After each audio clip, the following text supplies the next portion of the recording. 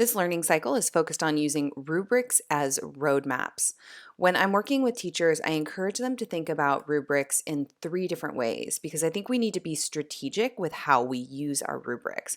One, thinking about them as a roadmap. How are we creating clarity about the expectations we have for students so they can focus their time and energy on aspects of an assignment that they know will be assessed? And then they can ask for specific help and support if they're struggling with something they know is going to be evaluated. So when we think about using roadmap or a rubric as a roadmap, that's something we want to give students at the very beginning of an assignment. So if you give them assignment description, I would give them at the exact same time the rubric so they know exactly what they're working toward.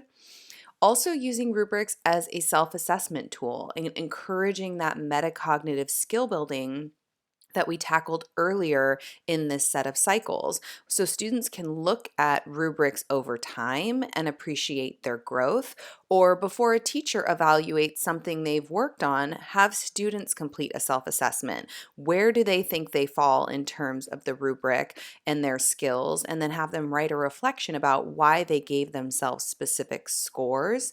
And then over time, if you're using the same rubrics to evaluate the same kinds of assignments over the course of the school year, students can then use the rubric scores to track their growth over time and think about, what am I noticing about my skill sets? Because sometimes it's hard for students to appreciate their growth.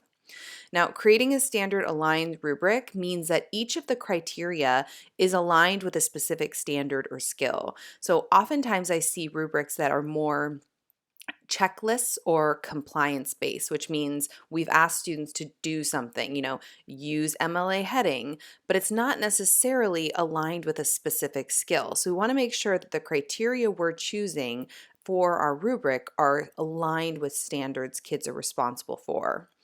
I encourage teachers to really limit the number of criteria they're using. I think anywhere from 3, max 4 is probably ideal. Using a mastery-based scale can really encourage students to think about different levels of mastery and working toward mastering specific skills. So typically when I'm working with a teacher, I encourage them to use beginning, developing, proficient, mastery as their skills or their different scales.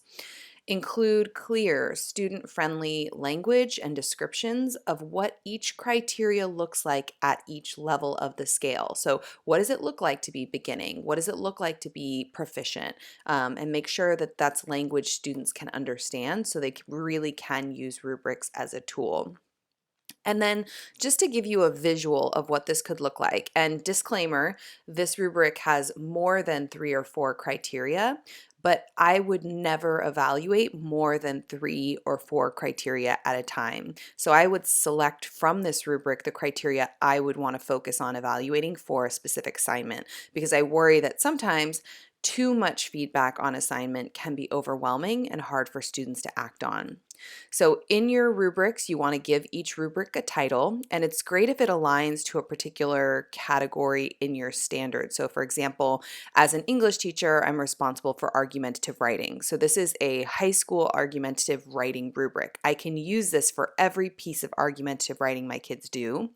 You'll see I use the grading scale, that mastery grading scale, 1 to 4, 1 beginning, 2 developing, 3 proficient, 4 mastery. I have a list of criteria on the left-hand side in that column.